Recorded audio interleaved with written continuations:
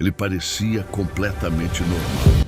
Um homem comum, com uma vida comum, mas a verdade era muito diferente. Durante anos, ele viveu entre pessoas sem levantar suspeitas, enquanto escondia um dos segredos mais sombrios da história criminal. Esse é o caso do assassino do Green River. Bem-vindo ao Dossiê Oculto, onde algumas histórias nunca deveriam ser esquecidas. Na década de 1980, nos Estados Unidos, uma onda de desaparecimentos começou a preocupar a polícia. Mulheres jovens desapareciam sem deixar rastros. Algumas tinham histórias difíceis, outras simplesmente sumiam. E por muito tempo, ninguém conseguia ligar os pontos. Até que algo começou a mudar. Corpos começaram a aparecer próximos a um rio, o Green River. E foi ali que tudo começou a fazer sentido. Não eram casos isolados. Era um padrão. Alguém estava fazendo isso de forma repetida. A polícia iniciou uma investigação intensa, mas havia um problema. Não existiam provas claras. Não existiam testemunhas confiáveis. E o assassino parecia desaparecer sem deixar rastros. Durante anos, o caso se tornou um dos maiores mistérios da história dos Estados Unidos. Enquanto isso, o responsável por tudo continuava vivendo normalmente, trabalhando, conversando com vizinhos, levando uma vida aparentemente tranquila. Esse homem era Gary Ridgway. Gary era exatamente o tipo de pessoa que ninguém suspeitaria. Quieto, reservado, trabalhador. Mas por trás dessa aparência, existia algo completamente diferente. Ele sabia exatamente como se aproximar das vítimas. Não usava força no início. Usava confiança. Conversava, criava uma sensação de segurança e então agia. Essa era a parte mais assustadora. Ele não precisava parecer perigoso, porque ele não parecia.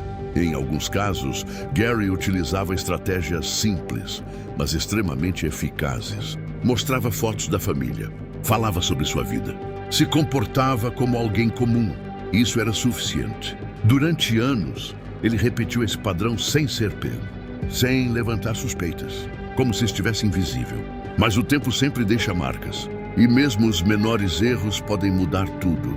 Com o avanço da tecnologia, a polícia começou a reavaliar provas antigas, e algo finalmente apareceu: o DNA. Pela primeira vez, havia uma ligação concreta entre Gary Ridgway e os crimes. Ele foi chamado para depor. E naquele momento tudo começou a desmoronar.